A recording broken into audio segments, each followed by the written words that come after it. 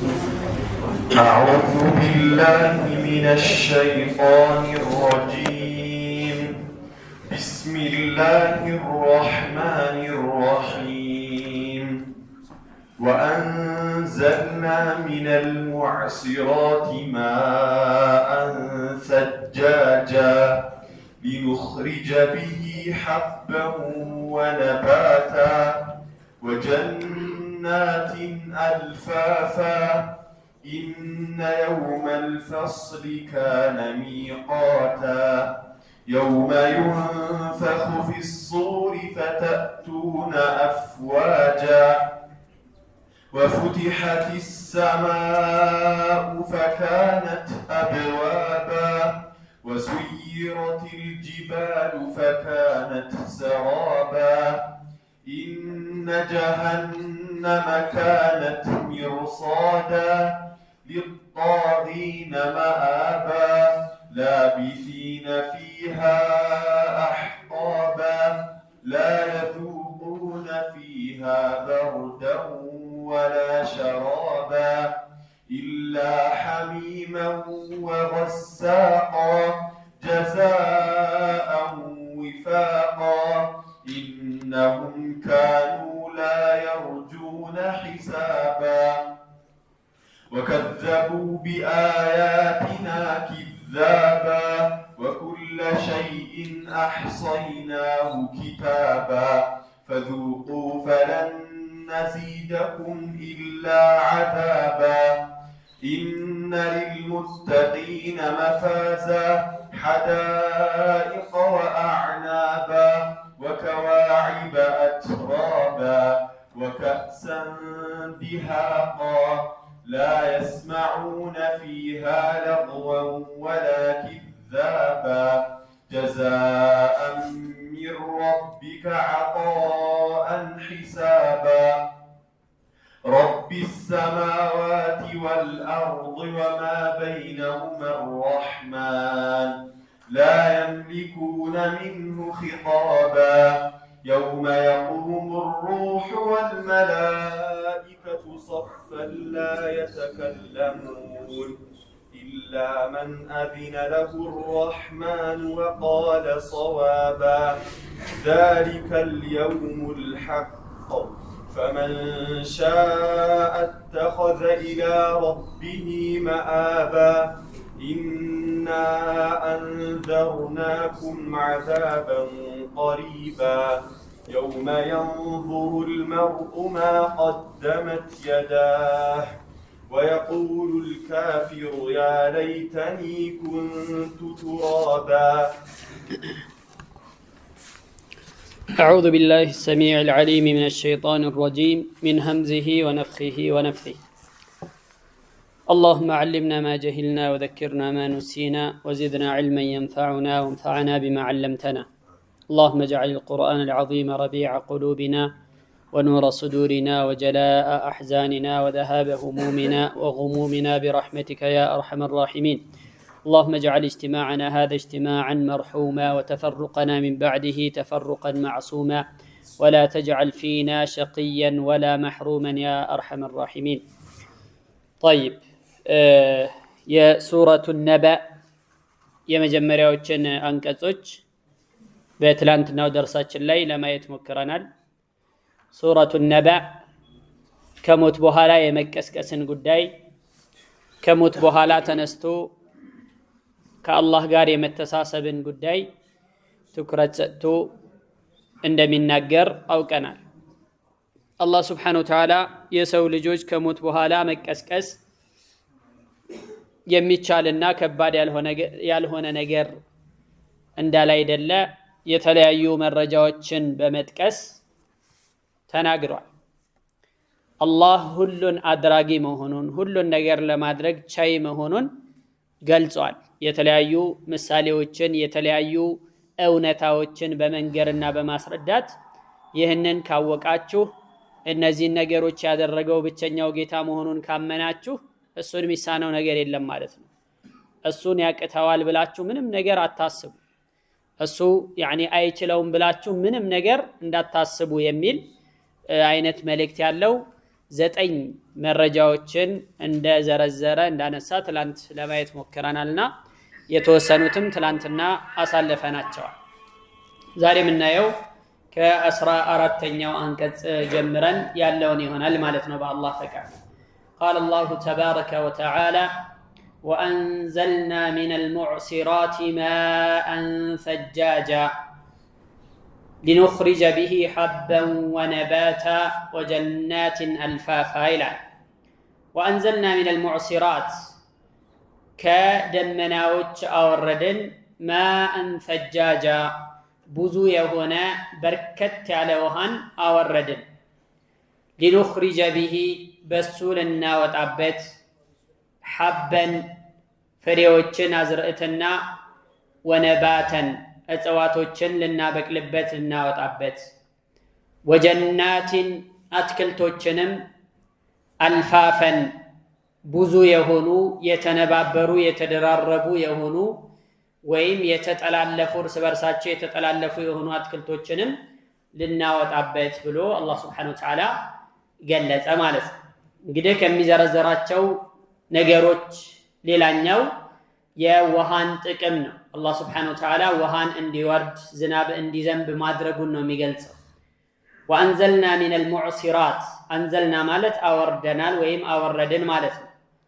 من المعصرات ማለት هي السحب قبل أن تمطر يعني ውሃን ያረገዙ የሆኑ ደመናዎች ውስጣቸው ላይ የቋጠሩ በሆኑ ደመናዎች አማካኝነት ወይም ከነሱ ውሃን አወረድን ይላል።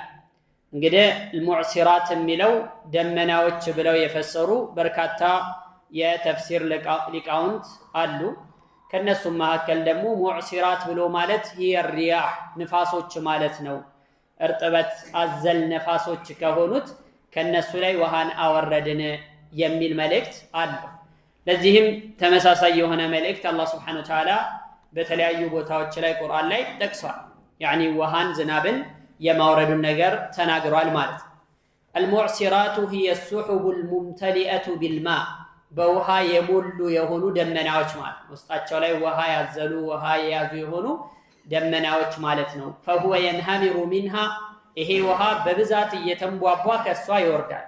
ماء ثجاجا ማለት ثج ብሎ ማለት يعني هو النازل بالكثرة በጣም በብዛት የሚወርድ የሆነ ማለት በብዛት አንድና ሁለት ብቻ ሳይሆን በጣም በብዛት የሚወርድ የሆነ ውሃን ለመጥቀስ ነው ثجاج የሚለውን ቃል የተጠቀመው ማን ወይተደፈቁ بشدة وقوة በኃይልና በብርታት የሚወርድ የሆነ ማለት እና በዚህ አይነት መልኩ አላህ Subhanahu Wa Ta'ala ከእንደዚህ አይነት ደመናዎች ውሃን አወረድን በማለት ገለጸ። ثجاجا هو الماء الكثير المتتابع المتصبب بقوة ተደጋግሞ የሚወርድ የሆነ አንዱን ከሌላው እየተከታተለ የሚመጣ የሆነ በብዙ ነጠብጣቦችና በብዙ መውረዶች የተሞላ የሆነ ውሃ ማለት ነው። አንዴ ብቻ ወረድ ብሎ የሚተው አይደለም። አንድ ሰሞን ብቻ ዘንቦ የሚቀር አይደለም። ሲመጣ يعني እየተመላለሰ መጥቶ መሬቷን አጥግቧት ከሷ በቃዮችን እንዲበቅሉ የሚያደርግ የሆነ ውሃን አላህ Subhanahu Wa Ta'ala ያወረደው ማለት ነው። ألم ترى أن الله يزجي سحابا ثم يؤلف بينه ثم يجعله ركاما فترى الودق يخرج من خلاله الله سبحانه وتعالى ደመናውን እንዲከማች እንዲሰባሰብ ያደርግና ከዛ በኋላ ከሱ መካከል ከስሩ ውሃ ሲወርድና ውሃ ሲወጣ ትመለከታለህ። وينزل من السماء من جبال فيها من برد ልክ እንደ ተራራ የተቆለሉ ከሆኑ ደመናዎች ዝናብን ውሃን ያወርዳል ይላል። فيصيب به من يشاء ويصرفه عن من يشاء ታዲያ በዚህ ባወረደው ደግሞ በረዶ ቀላቅሎ የሚዘንብም አለ። በዚህ ባወረደው የፈለገውን እንዲደርሰው ያደርጋል። ويصرفه عن من يشاء ከፈለገው ደግሞ እንዳይደርስና يعني ከሱ እንዲዞር ያደርጋል ብሎ አላህ Subhanahu Wa Ta'ala ይገልጻል። يكاد سنا برقه يذهب بالابصار በዚህ ዝናብ አማካኝነት የሚወጣው ብልጭታ እና መሰል ነገሮች አይንን ሊቀማና አይንን ሊያጠፋ ይቀርባል ብሎ አላህ Subhanahu Wa Ta'ala ይገልጻል። በሌላ አያ ላይ الله الذي يرسل الرياح الله ብሎ ማለት ያ ንፋስን የሚልክ ነው። ከዛም فتثير سحابا ደመናን ትቀሰቅሳለች ያቺ ንፋስ። ልብ በሉ እንግዲህ ዝናብ እንዴት እንደሚመጣ እየገለጸ ነው ማለት። በእነዚህ በንፋሶች አማካኝነት ፈቱሲሩ ሰሓበን ደመናዎችን ትቀሰቅሳለች እቺ ንፋስ። ፈየብሱጡሁ ፊ ሰማኢ ከይፈ የሻ በሰማይ ላይ እንደፈለገ አድርጎ ይዘረጋዋል ይህንን ደመናውን። ወየጅዓሉሁ ኪሰፈን እንደዚሁም ቁርጥ ቁርጥ ያደርገውና ፈተረል ወድቀ የኽሩጁ ሚን ኺላሊሂ ዝናቡ ከዛ መካከል ጠብ ጠብ ሲል ሲወጣ ትመለከታለህ። ፈኢዛ አሳበ ቢሂ መን የሻኡ ሚን ዒባዲሂ ኢዛ ሁም የስተብሺሩን ታዲያ በዚህ ዝናብ ከባሮቹ መካከል የፈለገውን ሲነካ ወደ ፈለጋቸው አካላት እንዲዘንብ ሲያደርግ ኢዛ ሁም የስተብሺሩን ይደሰታሉ። ይህ ዝናብ ሲወርድላቸው ደስ ይላቸዋል፣ ደስታ ይሰማቸዋል ብሎ አላህ ሱብሓነሁ ወተዓላ ይገልጻል ማለት። ታዲያ ይሄ ንፋስ በራሱ መንፈሱ ቀዝቃዛ የሆነ ነፋሻ አየር መምጣቱ ምልክት ነው። ቀጥሎ ዝናብ ሊመጣ እንደሆነ ማሳያ ነው፣ ጥቆማ ነው ማለት።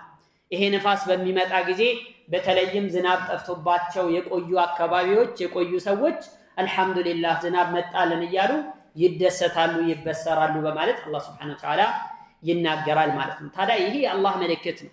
ዝናብ መዝነቡ ህይወት እንዲቀጥል፣ በቃዮች እንዲበቅሉ፣ እንስሶችም ሰዎችም ሳይቀር የአላህን ሱብሓነሁ ወተዓላ ረሕመት እንዲያገኙ የሚያደርግ ነገር ነው ማለት። ይሄው ዝናብ በራሱ ረሕመት ነው፣ የአላህ ሱብሓነሁ ወተዓላ እዝነት ነው። ፈንዙር ኢላ አታሪ ረሕመቲላህ ከይፈ ዩሕይል አርደ በዕደ መውቲሃ ወደ አላህ ሱብሓነሁ ወተዓላ የእዝነቱ ውጤት ተመልከት እስቲ። ከይፈ ዩሕይል አርደ በዕደ መውቲሃ ምድርን ከሞተች በኋላ እንዴት ህያው እንደሚያደርጋት ተመልከት ብሎ አላህ ሱብሓነሁ ወተዓላ ያዛል። አዎ ምድር ትሞታለች፣ ትደርቃለች። ውሃ ያላገኘች ጊዜ ክው ብላ ትደርቅና ስንጥቅጥቋ ይወጣል ማለት ነው። ደረቀች፣ ሞተች ይባላል የዚያን ጊዜ። ወተረል አርደ ሃሚዳ ድርቅ ክው ያለች ሆና ታያታለህ። ፈኢዛ አንዘልና ዐለይሃ አልማአ በእሷ ላይ ውሃን ስናወርድባት ጊዜ ዝናብ ስናጠጣት ጊዜ ኢህተዘት ትናወጣለች። የተለያዩ ነገሮች ይበቅልና እንደ ሲንቀሳቀስ ይታያል ማለት ነው። ጸጥ ረጭ ብሎ የሞተ የነበረው መሬት ዝናቡን ሲያገኝ በቃዮቹ ይበቅሉና መንቀሳቀስ ይጀምራል። ወረበት እንደዚሁም ትጨምራለች፣ ኩፍ ትላለች ወደ ላይ። አይታችሁ ከሆነ አስተውላችሁ ከሆነ መሬት የደረቀ የነበረ መሬት ዝናብ ሲዘንብበት ይጨምራል መጠን ወደ ላይ ንፍት ይላል ማለት። ልክ እንደዚህ ረገጥ ሲያደርጉት ወታይ ስርጉድ ይላል ማለት። ወረበት የሚለው ያንን ዝናብ ሲዘንብበት ጊዜ መጠኑ ይጨምራል ወደ ላይ። ወአንበተት ሚን ኩሊ ዘውጅን በሂጅ በጣም አስደናቂ አስገራሚ የሆነ በቃይን ሁሉ ታበቅላለች ብሎ አላህ ጠቀሰ። ከዛ አስከትሎ ምን እንደተናገረ አስተውሉ እዚህ አያ። ዛሊከ ይሄ የሆነው ቢአነ አላህ ሁወል ሐቅ አላህ እውነት በመሆኑ አላህ ሱብሓነሁ ወተዓላ ሐቅ በመሆኑ ነው። ወአነሁ ዩሕይል መውታ እሱም ሙታንን ህያው የሚያደርግ በመሆኑ ወአነሁ ዐላ ኩሊ ሸይእን ቀዲር እሱም በሁሉም ነገር ላይ ቻይ በመሆኑ ነው አላህ ሱብሓነሁ ወተዓላ ይህን ያደረገው።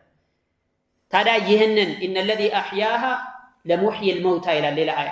ኢነለዚ አሕያሃ ያ መሬትን ከሞተች በኋላ ከደረቀች በኋላ ክው ያለች ጭው ያለች ከሆነች በኋላ እንደገና እንድትነሳ ነፍስ እንድትዘራ ያደረጋት ጌታ ኢነለዚ አሕያሃ ለሙሕይል መውታ ሙታኖችን የሚቀሰቅሰው እሱ ነው።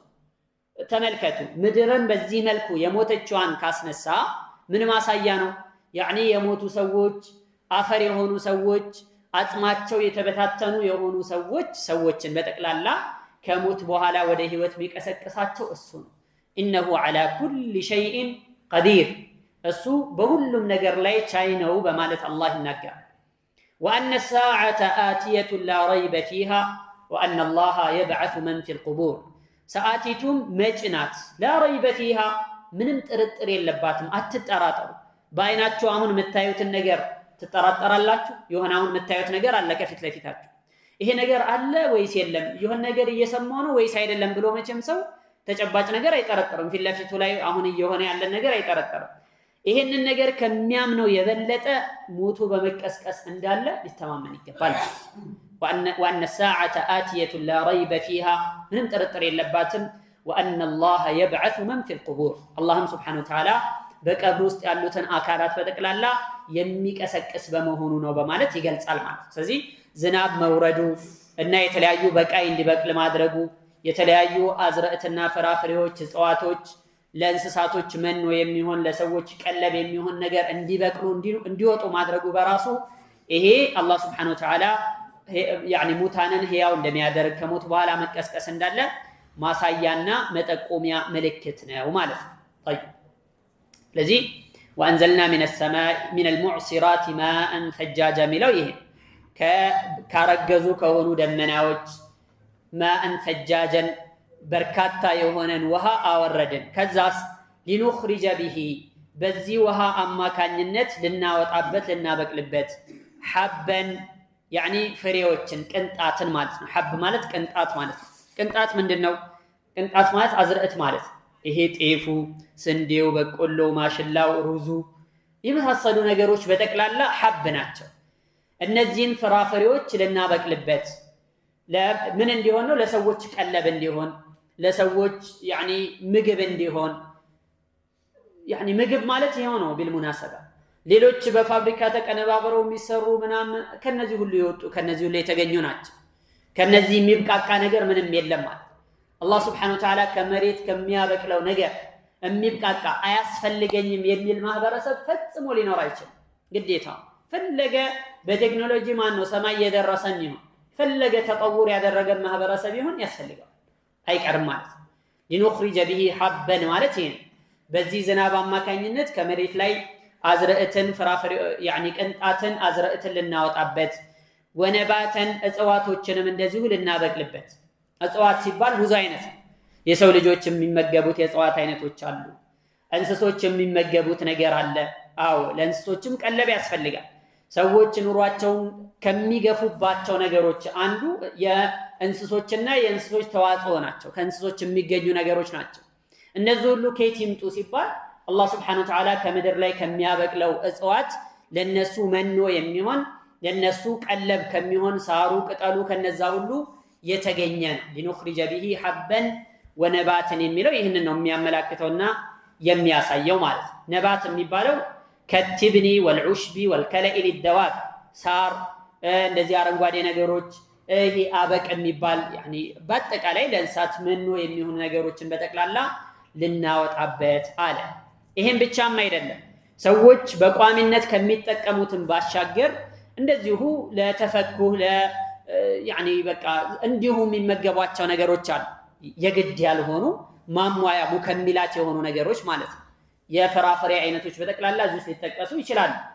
ونخرج به أيضا الحدائق والبساتين كثيرة الأغصان يعني وجنات الفافا ሚለው ውስጥ ይሄ ይጠቀሳል። ጀናት ማለት አትክልቶችን ፍራፍሬዎችንም ልናበቅልበት አልፋፈን ማለት እጅግ የበዙና እርስ በርሳቸው የተጣመሩ የሆኑ አትክልቶችን ልናበቅልበት ብሎ ጠቀሰ። እነዚህ አትክልቶች ምንድናቸው? እዛ ውስጥ የሚበቅሉ የተለያዩ የፍራፍሬ አይነቶች ይጠቀሳሉ። ወይን ሊሆን ይችላል፣ ቴምር ሊሆን ይችላል፣ ብርቱካኑ፣ ማንጎ፣ ሙዝ፣ አናናስ የመሳሰሉ ነገሮች በጠቅላላ እዚህ ውስጥ የሚካተቱ ናቸው። ሹፉ هذه من نعم الله عز وجل የግድ አይደለም ሰው የሆነ እንደዚህ ፍራፍሬዎችን ስላልተመገበ በህይወት መቆየት አይችልም አይባልም መቼም እና አሁን ሙከሚላት ናቸው። ተጨማሪ ማሟያ የሆኑ ነገሮችን እንኳን ሳይቀር ልናበቅልበትና ልናወጣበት ከሰማይ በርካታ ውሃን አዘነብን በማለት ነው አላህ Subhanahu Wa Ta'ala የሚጠቅሰው ማለት። ታዲያ አላህ በዚህ አይነት መልኩ ባዶ የነበረችን መሬት የደረቀችዋን መሬት ዝናብ አዝንቦባት ተለያዩ ለእንስሶችም ለሰዎችም የሚጠቅሙ የግድ የሆኑም ማሟያ የሆኑትንም ነገሮች ሳይቀር በማብቀል ምድሪቱ አረንጓዴ እንድትለብስ ለምለም እንድትሆን ስትታይ ማራኪና የምትስብ እንድትሆን ያደረጋት የሆነው ጌታ ለሙሂል ሞታ ሙታኖችን ህያው የሚያደርገው እሱ ነው። ታዲያ ከዚህ ሁሉ ማብራሪያ በኋላ ከዚህ ሁሉ ገለጻ በኋላ ከዚህ ሁሉ ጥቆማ በኋላ ከሞት በኋላ መቀስቀስን የሚጠራጠር አላህ Subhanahu Wa Ta'ala የፈለገውን ነገር ለማድረግ ይሄ ያቅተዋል ብሎ የሚያስብና የሚጠራጠር ሊኖር ይገባል? ፈጽሞ ሊኖር አይገባም ማለት ነው።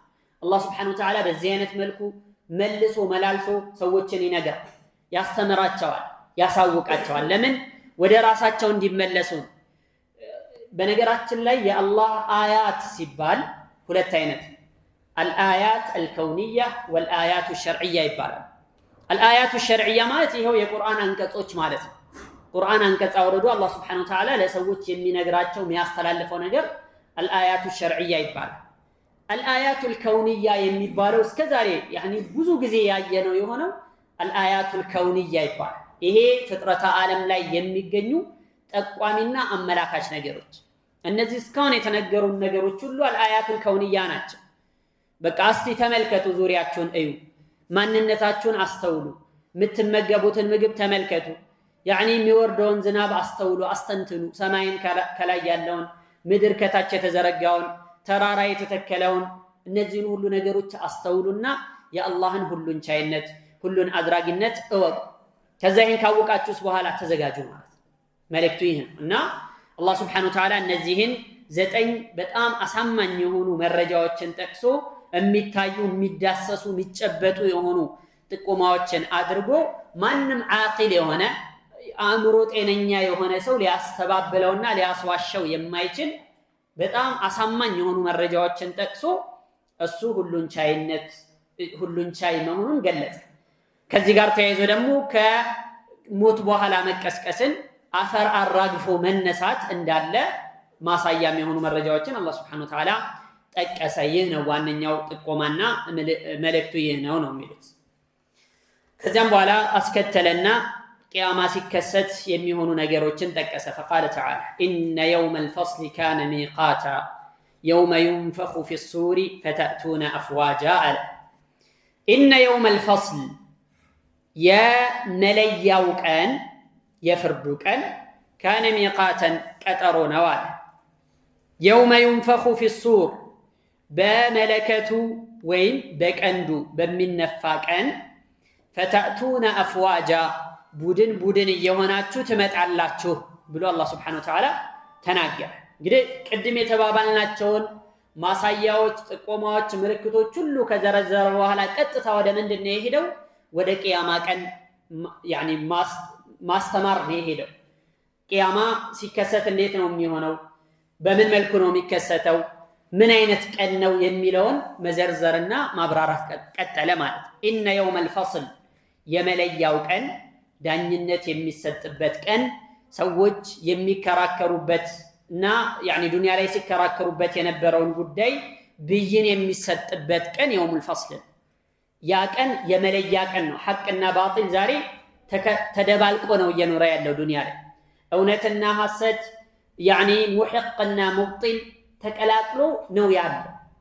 ሁሉም ኩሉ ሒዝቢን ቢማ ለደይህም ፈሪሑን እንደሚለው ሁሉም የያዘውን ይዞ የኔ ሐቅ ነው፣ ሌላው ባጢል ነው፣ ሌላው ሐሰት ነው እያለ ሁሉም የሚፎክርበት የሚፈነጭበት መድረክ ነው ዛሬ ዱንያ ላይ ማለት ነው። ነዓም ሐቅ አለ፣ ባጢል አለ፣ ግን ሁሉም እኔ ያለሁኝ ብሎ የሚኖርበት ሁኔታ ነው ያለው ዱንያ። መቼ ነው የሚለየው? መቼ ነው ብይን የሚሰጠው? ኢነላሃ የሕኩሙ በይነሁም የውመል ቂያመቲ ፊማ ካኑ ፊህ የኽተሊፉን። አላህ ስብሓነሁ ወተዓላ በቂያማ ቀን በትንሣኤው ዕለት ሰዎች እርስ በርስ ሲከላለፉ የነበሩበት ጉዳይ ላይ ብይን ይሰጣል፣ ፍርድ ይሰጣል። ሐቀኛውን ሐቀኛ መሆኑን አላህ ስብሓነሁ ወተዓላ እውቅና ይሰጧል፣ ይሸልመዋል። ባጢል ይዞ የሄደው ደግሞ ባጢል የያዘውን እምነት ይዞ ወደ ጀሃነም እንዲነዳ ይደረጋል። የቂያማ ቀን እኮ ሁሉም ሰው ዱንያ ላይ ሲያመልከው የነበረውን ነገር ይከተል ተብሎ ነው የሚታዘዘው። ሱብሃንአላህ ዱንያ ላይ የሚያመልክ የነበረውን ነገር ይከተል። ፀሐይ ሲያመልክ የነበረው ፀሐይን ተከትሎ ሄዶ ጀሃነም ውስጥ ይወድቃል። ጨረቃ ሲያመልክ የነበረው በዛ መልክ፣ ጣዖትን ሲያመልክ የነበረው እንደዛው፣ መስቀል ሲያመልክ የነበረው መስቀሉን ይዞ ሄዶ ጀሃነም ውስጥ ይደፋል ማለት ነው። ሊየትበዕ ኩሉ ኡመቲን ማ ካነት ተዕቡድ፣ ሁሉም ህዝብ ዱንያ ላይ ሲያመልክ የነበረውን ተከትሎ ይሄድ ተብሎ ነው የሚባለው ማለት ነው። እና ያ ቀን የውሙል ፈስል ነው፣ የመለያ ቀን። ለዛ ነው ኢነ የውመል ፈስሊ ካነ ሚቃታ፣ የመለያው ቀን በእርግጥም የቀጠሮ ቀን፣ ታላቁ ቀጠሮ፣ አላህ ስብሓነሁ ወተዓላ በሰማይ በመሬት ያስቀመጠው ቀጠሮ፣ የማይቀረው ቀጠሮ፣ የሚመጣ የሆነው ቀጠሮ የውሙል ፈስል ነው፣ የመለያው ቀን ነው ማለት ነው። ታዲያ ያ ቀን ምን አይነት ቀን ነው ሲባል የውመ ዩንፈኹ ፊሱር፣ በቀንዱ በሚነፋበት ዕለት። ኢስራፊል ከዚህ በፊትም እንዳየነው ኢስራፊል የተባለው መላኢካ አፉ ላይ ቀንዱን ጥሩምባውን ይዞ ትእዛዝ ነው የሚጠባበቀው። ነቢዩ ዓለይሂ ሰላቱ ወሰላም እንደተናገሩት ከይፈ አንዓሙ وصاحب القرن قد التقم القرن واستمع الإذن እንዴት በዱንያ ጸጋ እደሰታለሁ እንዴት ረካለሁ وصاحب القرن قد التقم القرن ባለ ቀንዱን አፍ ውስጥ አስገብቶ የጠበቀ واستمع الإذن የአላህን Subhanahu Wa Ta'ala ፍቃድ እየሰማ እየተጠባበቀ ባለበት ሁኔታ እንዴት በዱንያ ዘናጋለሁ እንዴት በዱንያ እደሰታለሁ ብለው ነብዩ ሰለላሁ ዐለይሂ ወሰለም ተናግረዋል። እና ይሄ ቀንድ ምን አይነት ቀንድ ነው? በጣም ትልቅ የሆነ አላህ Subhanahu Wa Ta'ala መጠኑን አላህ እንጂ ማንም የማያውቀው የሆነ ነገር ነው። በዛ አንድ ጊዜ ያኒ ድምጽ ሲያሰማ አንድ ጊዜ ሲነፋ መላእክታው ምድር ላይ ያለ ህይወት ያለው ነገር በጠቅላላ ይሞታል ማለት ነው። ከዛ ሁለተኛው النفخ في الصور ሁለተኛው ለሁለተኛ ጊዜ ደግሞ እንደዚሁ በሚነፋበት ጊዜ ሁሉም ሩሑ ይመለስና ወደ ህይወት ተመልሶ አላህ Subhanahu Wa Ta'ala ፊት ይቀርባል ማለት አንድ ሐዲስ ላይ أبو هريرة بزجبوت حديث نو وفي حديث أبي هريرة رضي الله عنه أن رسول الله صلى الله عليه وسلم قال ما بين النفختين 40 بهلتو من نفاتوش مكاكل 4 بلو تناقروا قالوا أبو هريرة قالوا 40 يوما 40 كانوا ويا أبو هريرة ويادت قال أبيت آيم ببيان لهن نوال لاتهم مالت قال 40 شهرا قالوا 40 شهرا 40 ور ነው እንግዲያውስ قال أبيت قال 40 سنة 40 ዓመት ነው እሺ قال أبيت ይሄንንም አይደለም ብቻ 40 አለ አሉ قال ثم ينزل الله من السماء ከዚያም አላህ Subhanahu Wa Ta'ala ከሰማይ ውሃ ያወርዳል ውሃ ያዘንባል فينبتون ከዚያም ይበቅላሉ ሰዎቹ كما ينبت البقل ልክ የሆነ በቃይ ቡቃያ እንደሚበቅለው ሁሉ ሰዎችም ይበቅላሉ ከመሬት ላይ ሱብሃንአላህ ይሄ አላህ Subhanahu Wa Ta'ala ተአምር ليس من الانسان شيء الا يبلى ከሰው ልጅ አካል አንድም የሚቀር የሚተርፍ ነገር የለም الا يبلى የሚበሰብስ አፈር የሚበላው ቢሆን እንጂ الا عظما واحدا አንዲት አጥንት ብቻ አለች وهو عجب الذنب ይባላል ጅራተ ጎመድ ይሉታል ከዚህ ከጀርባ አጥንታችን ተያይዞ ታች በኩል የሚገኝ ነገር ነው ይላል ومنه يركب الخلق يوم القيامه ከዛ ነው የሰው ልጅ يعني خلق የሚፈጠርበት ማንነቱ የሚረከበው የሚነባበረው ከዛች አጥንት ነው ብለው የአላህ መልእክተኛ ነብዩ ሰለላሁ ዐለይሂ ወሰለም ተናገሩ يوم ينفخ في الصور فتأتون أفواجا ሰዎች ያንን ሁለተኛውን ድምጽ በሚሰሙ ጊዜ ሁሉም يعني ወደ አላህ Subhanahu Wa Ta'ala ወደሚጠራቸው ቦታ ይመጣል يعني የሚጠራቸውን ተጣሪ ተከትለው ይሄዳል لا عوج له ወደ ቀኝ ወደ ግራ መዛዛር የለም ሰጥለጥ ብሎ ቀጥታ ያንን ተከትሎ ወደ አርض المحشر ወደ መሰባሰቢያ ቦታ ሰው ሁሉ እየተገተለተለ ይሄዳል ማለት እና ያንን ነው يوم ينفخ في الصور فتأتون أفواجا ሚለው ያንን ነው ذلك يوم مجموع له الناس ያ ቀን ደግሞ ቀላል ቀን አይደል مجموع له الناس ሰዎች በተቀላላ የሚሰበሰቡለት ቀን ነው وذلك يوم مشهود ሁሉም የሚገኝበት ሁሉም የሚሳተፍበት የሆነ ቀን አይኔ መምጣት አልፈልግም ምናምን ብሎ ወደ ኋላ የሚቀር መቅራት የሚችል አንድም ፍጥረት የለም ሁሉም ይመጣል وما نؤخره الا لاجل معدود እኛ ደግሞ ይህንን ቀን አናዘገየውም الا لاجل معدود ለሚቆጠር ቀን እንጂ ለሚቆጠር ቀጠሮ እንጂ አናዘገየውም የሚቀር እንዳይመስላችሁ ረዘመ ብላችሁም እንዳታስቡ አይቀርም መምጣቱ አይቀርም ስለዚህ መዘጋጀት ነው የሚያዋጣውና የሚጠቅማችሁ ይሄ ነው የሚል መልእክት ነው ያለው ማለት يوم ينفخ في الصور فتأتون أفواجا በቡድን እየሆናችሁ ትመጣላችሁ نعم ሰዎች የቂያማ ቀን ሲመጡ እንዴት ነው የሚመጡት በቡድን ነው የሚመጡት يوم ندعو كل أناس بإمامهم ሁሉንም ሰዎች በመሪያቸው አማካኝነት እንዲመጡ እናደርጋለን ሁሉም ህዝብ يعني ተከትሎ የሚሄደው መሪ ያለው ማለት أفواجا በጀማዓ يعني زمرا በቡድን እየሆኑ ነው የሚመጡት ሰዎቹ تخرجون من قبوركم مؤمنين وكافرين ግማሹ ሙእሚን ሆኖ እምነቱን ይዞ ደስተኛ ሆኖ ይመጣል ሱብሃንአላህ ሌላው ደግሞ ከሃዲ ሆኖ ዱንያ ላይ የካደበትን ወንጀል ተሸክሞ እየተነሳ እየቆመ እየወደቀ ይመጣል አርض المحشر ላይ ማለት طوائف وجماعات በብዙ በጀማዓ በጣኢፋ ሆኖ ይመጣል واحزابا وفرقا وزمرا للحساب والجزاء የሚመጣው ለምንድን ነው የምርመራውን የሥራውን ምርመራና ውጤቱን ለመቀበል ለማለት وهو يوم شديد الأهوال አደጋው እጅግ ከባድ የሆነበት ቀን يتم فيه الفصل والقضاء بين الخلائق بحكم الله العادل ፍትሃዊ በሆነው ዳኛ በአላህ Subhanahu Wa Ta'ala አማካኝነት በሰዎች መካከል የአላቸውን ጉዳይ በጠቅላላ በየን ይሰጣል። ዱንያ ላይ መቋጫ ያላገኘ የሆነ ክስ የቂያማ ቀን መቋጫውን ያገኛል። ዱንያ ላይ የሰውን ሐቅ ሲወስድ የነበረ የሰውን መብት ሲጋፋ የነበረ የሰውን ስብዕና ሲያጎድፍ የነበረ ሁሉ አላህ Subhanahu Wa Ta'ala ፊት ቀርቦ ፍርድ ይሰጣል፣ ይዳኛል፣ አይቀርም ማለት ነው። ነብዩ አለይሂ ሰላቱ ወሰላም ምን አሉ? الظلم ظلمات يوم القيامة ظلم የቂያማ ቀን ድርብርብ ጨለማ ሆኖ ነው የሚመጣው። ዱንያ ላይ መዘለም መበደል አይቀርም፣ ዋጋ አለው እያንዳንዱ ነገር ማለት ነው። ዛሬ ተደበስብሶ የሚያልፍ ዛሬ ተለባብሶ የሚቀር ምኑም ከምኑ የማይለይበት ብዙ ነገር አለ ዱንያ ላይ በተለይ በአሁን ጊዜ ማለት ነው። አኺራ ላይ ሲሆን ግን እያንዳንዷ ነገር ተጠርጥራ ትወጣለች። የውመ ቱብለ ሰራኢር ሚለው ለዛ ውስጥ ላይ የተደበቀው አላህ እንጂ ማንም የማያውቀው ጉዳጉድ ሁሉ የዛን ቀን ይዘከዘካል ማለት حتى يقاد للشاة القرناء حتى يقاد للشاة الجلحاء من الشاة القرناء የቂያማ ቀን ሐቅ ለባለቤቱ ይመለሳል አይቀርም። ቀንድ የሌላት ፍየል ቀንድ ካላት ፍየል የወጋቻት እንደሆነ አኺራ ላይ ቅሳስ እስከሚወጣ ድረስ حتى بين البهائم እንስሶች እንኳን መካከል ሳይቀር በዚህ አይነት መልኩ ብይን ይሰጣል፣ ፍርድ ይሰጣል ማለት ነው። فما بالكم ጀነትና ጀሃነም የተዘጋጀለት የሆነው የሰው ፍጡር ደግሞ አንዱ የሌላውን ሐቅ በልቶ ሊቀር አይችልም። የፈለገ ቢሆን ትንሿም እንኳን ነገር ቢሆን ማለት ነብዩ አለይሂ ሰላቱ ወሰላም ምን አሉ? من كان عنده مظلمة لأخيه فليتحلله اليوم قبل أن لا يكون دينار ولا درهم የወንድሙ ሐቅ ያለበት ሰው ዛሬ ዱንያ ላይ እንዲፈታው ከዛ ሐቅ ይቅርታ እንዲያደርግለት ይጠይቅ ያናገር። ገንዘብ ከሆነ ይመልስለት፣ ሐቅ ከሆነ ተሳስ ከሆነ ይቅርታ ይጠይቅ፣ አምቶት ከሆነ ይቅርታ አድርግልኝ ብሎ ይጠይቀው።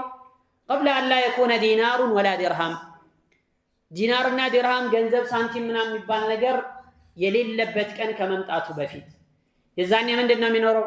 انما هي الحسنات والسيئات መልካም ስራና ወንጀል ነው ያለው የቂያማ ቀን። ሁሉም ይዞት ሊመጣ የሚችለው ያንን ነውና ማለት ነው። ከዛ በኋላ የሰው ሐቅ ያለበት ሰው ምን ይሆናል? የሚከፈለው ከሐሰናቱ እየተቀነሰ ከመልካም ስራው እየተነሳ ለባለቤቶች ይሰጣል። ያም ይመጣል እኔን ሰድቦኛል እንካ ውሰድ፣ ያኛውም ይመጣል እንደዚህ አምቶኛል፣ ይሄ ይመጣል ገንዘቤን ቀምቶኛል፣ ይሄ ይመጣል እንደዚህ ጨቁኖኛል፣ ይሄ ይመጣል መሬት ገፍቶኛል።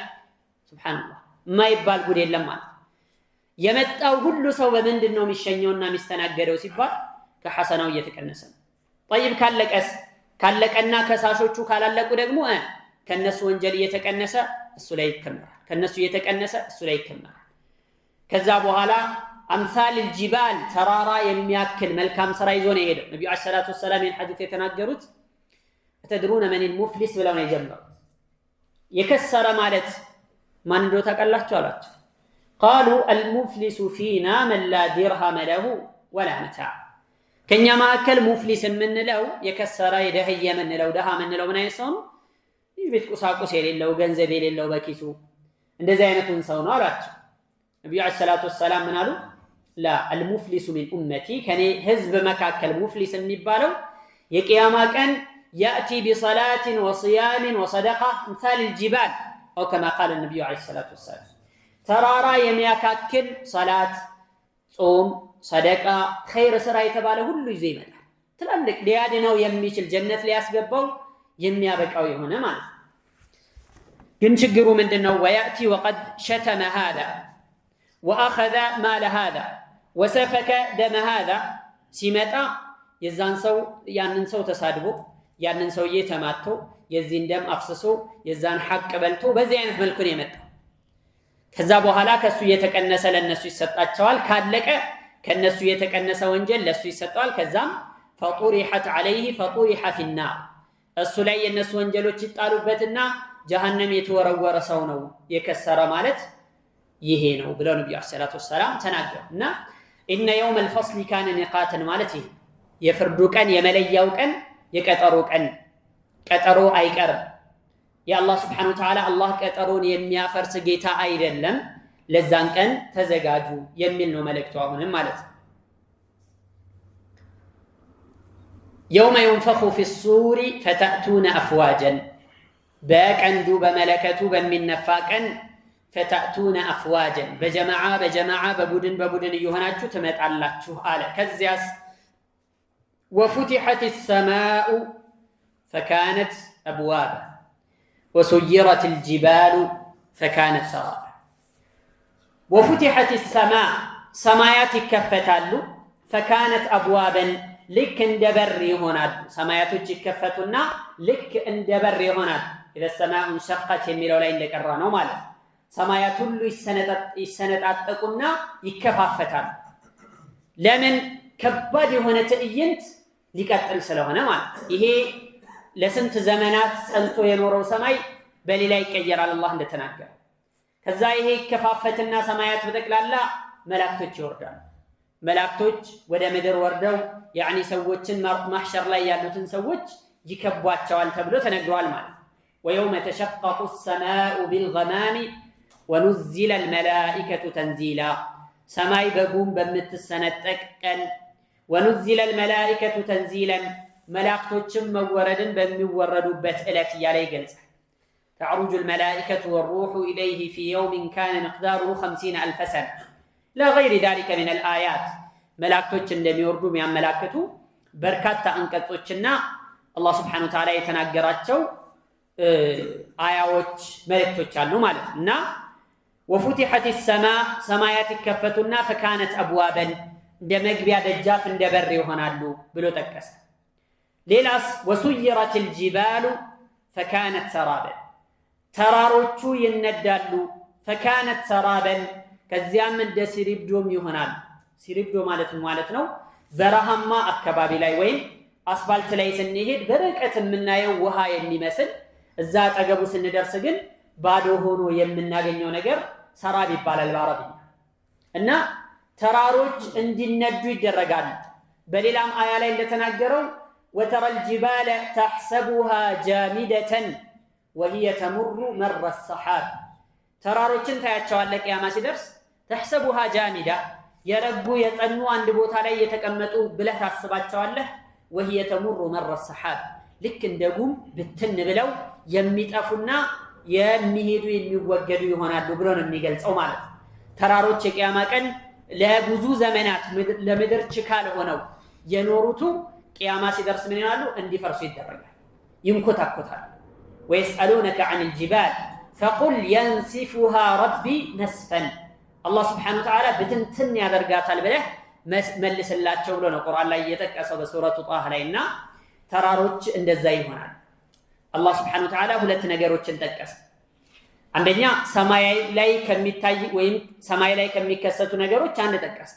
ሰማይ መከፋፈቷና እንደ በር መሆኗ አንደኛው ክስተት ሲሆን ምድር ላይ ከሚከሰቱ ነገሮች ደግሞ ግዙፉ እንግዲህ ከምድር አካላቶችና ክፍሎች ትልቁ ተራራ ነው። ይሄ ተራራ እንዲንኮታኮት እንዲወገድ ልክ እንደ ሲሪብዶም እንዲጠፋ የሚያደርገው መሆኑን አላህ ስብሓነሁ ወተዓላ ገለጸ ማለት። ይሄ ቅያማ ሲመጣ የሚከሰት የሆነ ክስተት ነው።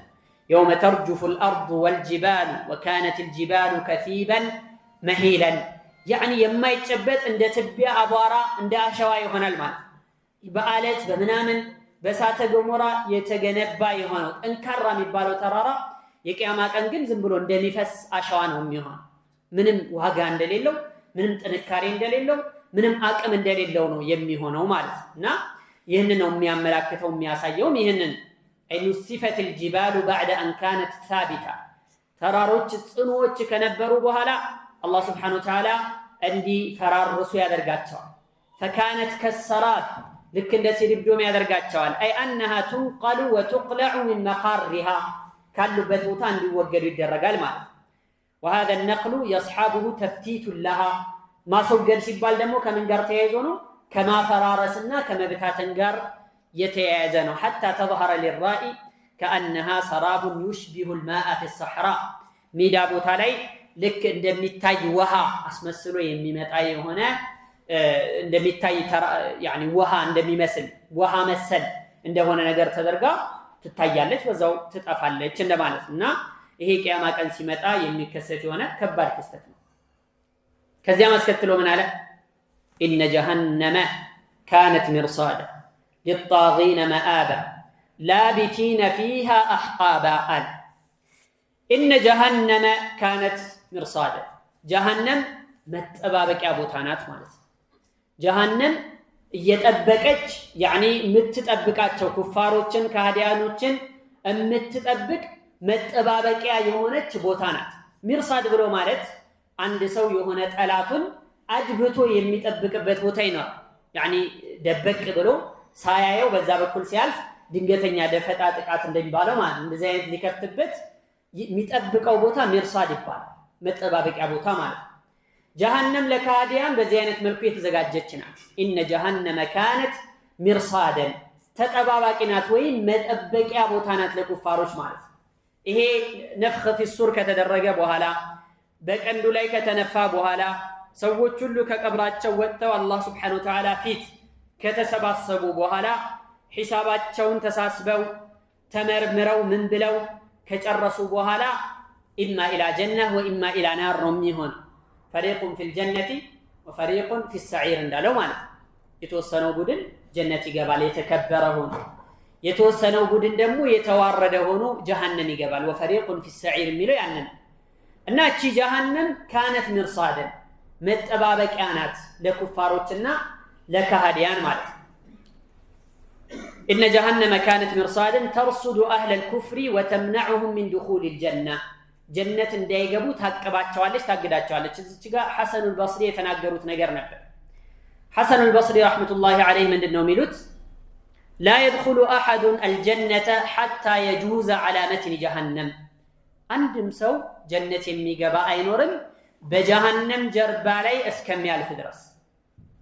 በጀሃነም ጀርባ አልፎ ነው ጀነት የሚገባው ማለት ነው። ፈመን ካነ ዒንደሁ አስባቡ ነጃቲን ነጃ፣ የመዳኛ ሰበብ መዳኛ ነገር የሚያድነው ነገር ይዞ የመጣ ሰው ይድናል። ወኢላ ሀለከ። ወሊዛሊከ የቁሉ ላሁ ተባረከ ወተዓላ ወኢን ሚንኩም ኢላ ዋሪዱሃ ካነ ዐላ ረቢከ ሐትመን መቅድያ ይላል። ከእናንተ መካከል አንድም ሰው የለም ኢላ ዋሪዱሃ፣ ጀሃነምን የሚወርድ ቢሆን እንጂ። ጀሃነምን አልፎ ነው ወደ ጀነት ሊገባ የሚችለው። ምን አይነት ሰው ነው ጀነት ሊገባው? ምን አይነት ሰው ነው ይህንን የጀሃነምን ያኒ አፋፍ አልፎ ተሻግሮ ጀነት ሊገባ የሚችለው? ማን? ሲራጥ ማለት እኮ በጀሃነም ያኒ ጀርባ ላይ የተሰራ ድልድይ ነው። ያንን ድልድይ ተሻግረው ነው ሰዎች ጀነት ሊገቡ የሚችሉት። ሰዎች በምን ሁኔታ ነው ይህንን ድልድይ ይህንን ሲራጥ የሚሻገሩት? ሚንሁም መን የሙሩ ከልበርቅ፣ ልክ እንደ ያኒ ነጸብራቅ ወይም ደግሞ እንደ ብራቅ ማን ነው እንደ ብልጭታ ሆኖ የሚያልፋል። ወሚንሁም መን የጁዙሁ ከለምሒል በሰር፣ ልክ እንደ አይን ጨረፍታ አይናችን እንደሚርገበገበው ያክል በዛች ቅጽበት የጀሃነምን ይህንን ድልድይ ተሻግሮ ጀነት ቢደርስ ሰዋል። ከነሱም መካከል በጣም እንደ ሰጋር የሆነ ፈረስ በኃይል ጋላቢ ሆኖ ልክ እንደዛ የሚያልፍ ሰዋል። ከነሱም መካከል በግመል ሩጫ ያክል አልፎ ጀነት የሚገባ ሰዋል። ከነሱም መካከል በሩጫ አልፎ እንደ ሰው እንደ ሯጭ ማለት ነው አልፎ ጀነት ይገባል። ከነሱም መካከል እየተራመደ ሄዶ የሚያልፍ ሰው አለ። ከነሱም መካከል መን የዝሐፉ ዘሕፈን እየተንፋቀቀ ይሄዳል። ሱብሃንአላህ። ምን ሆኖ ነው? ከምን አንጻር ነው? በዚህ መጠን እንዲፈጥንና በዛ መጠን እንዲዘገይ ያደረገው ነገር ምንድን ነው? ደካማ ስለሆነ ነው? ያኒ ፈርጣማ ስላልሆነ ነው? ወይስ ደግሞ መሄድ ስለማይችል አካል ጉዳተኛ ስለሆነ ነው? ላ ወላሂ አይደለም። ዱንያ ላይ ያለው የሥራ ሁኔታ ነው ያንን የሚወስነው። ዱንያ ላይ ኸይር ስራዎችን በመልኩ ነው የሚሰራ የነበረው። ምን ያክል ረሲድ አለው? ምን ያክል ተቀማጭ አለው? የኸይር ስራው መጠን ምን ያክል ነው? እውነት ሲራጥን የሚያሻግር ነው ወይስ በዚህ መልኩ እየተንፋቀቀ እንዲሄድ የሚያደርገው ነው? የሚወስነው ያ ያለው ዛሬ ላይ ያለው ማንነቱ ለነገው ማንነቱ ወሳኝ መሰረት። ስለዚህ በዚህ አይነት መልኩ ነው ሐሰኑል በስሪ የሚሉት ይሄን ያኒ ማለፊያ ነገር ይዞ የመጣ ሰው ያልፋል። ወኢላ ሀለክ ካልሆነ ግን እዛው ጀሃነም ውስጥ ይወድቃል። በዚህ ጀሃነም ሲራጥ ላይ ጀሃነም ጀርባ ላይ የተዘረጋው ድልድይ ላይ ሜንጦች አሉ፣ የብረት ወስፈንጥሮች ወይም መያዣዎች አሉ። አላህ ስብሐነሁ ወተዓላ እንዲይዙ የሚያዛቸውን አካላት እየያዙ ጀሃነም ውስጥ የሚጥሉ ሜንጦች አሉ። ከነዚህ ሰዎች መካከል ተቧጭሮ የሚድንም አለ። ሱብሃንአላህ ተቧጭሮ እነዚህ ነገሮች ቧጭረውት የሚድናል። የሚገርማችሁ እዛ ሲራጥ ላይ ደግሞ ተቁሙ ረሒም ወልአማና ዝምድናና አደራ የሚባሉ ሁለት ነገሮች ከሲራጡ ግራና ቀኝ ሆነው ይቆማሉ። ዝምድና ዱንያ ላይ ዝምድናውን የቆረጠ ሰው ከሱ ተጠያቂነት ያለበት ሰው ያንን ያልጠበቀ የሆነ ዝምድናውን የበጠሰ ዘመዶቹን የቆረጠ የሆነ ሰው ያቺ ዝምድና ትይዘዋለች፣ አታሳልፈው።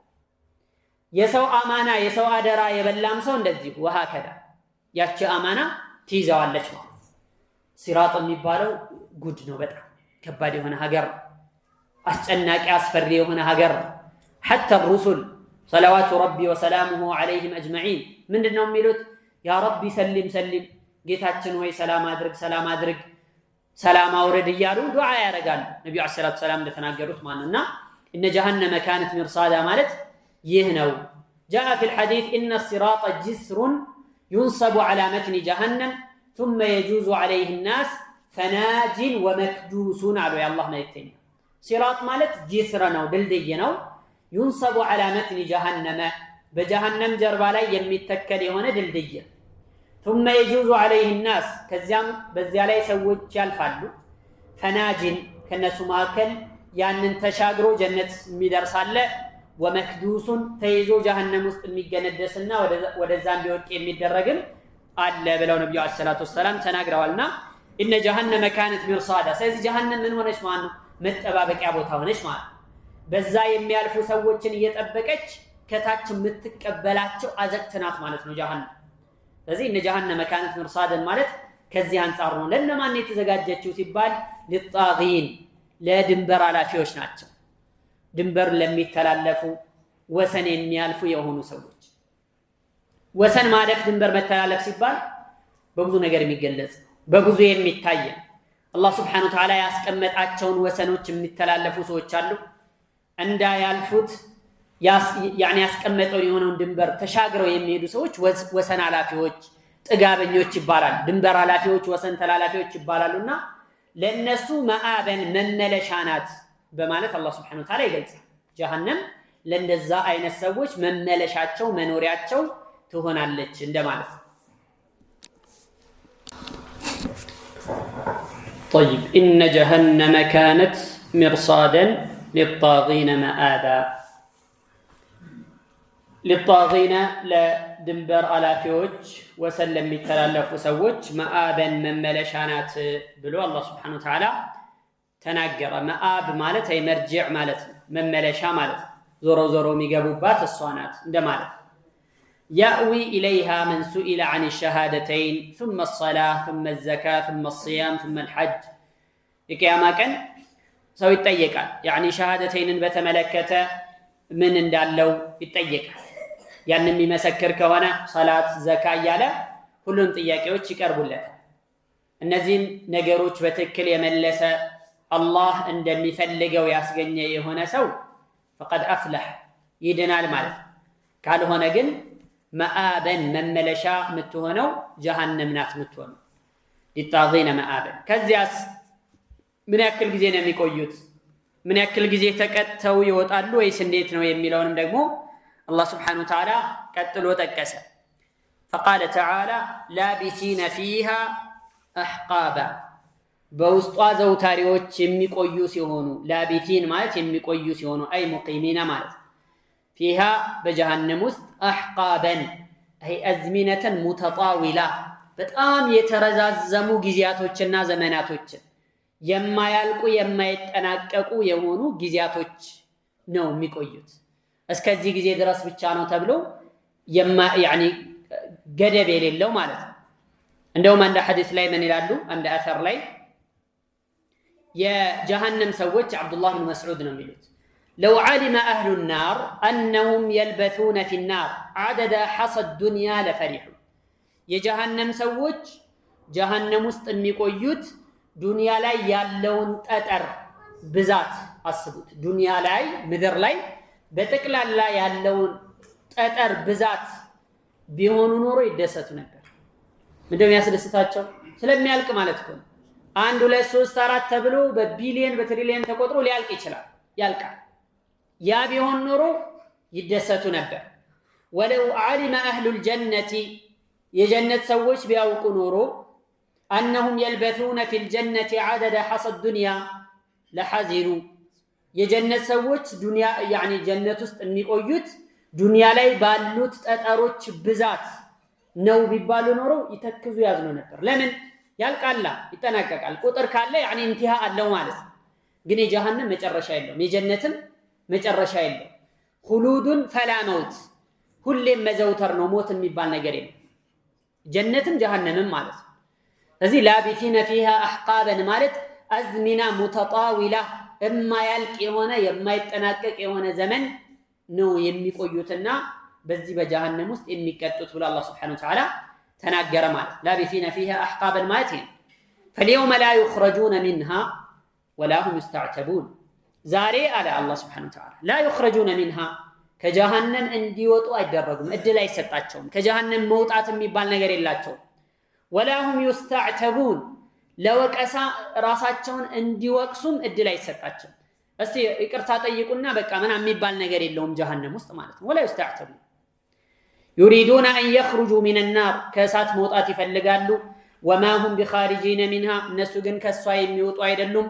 ወለሁም ዐዛቡን ሙቂም ዘውታሪ የሆነ ቅጣትም አላቸው ይላል። በሌላ አያ ምን አለ?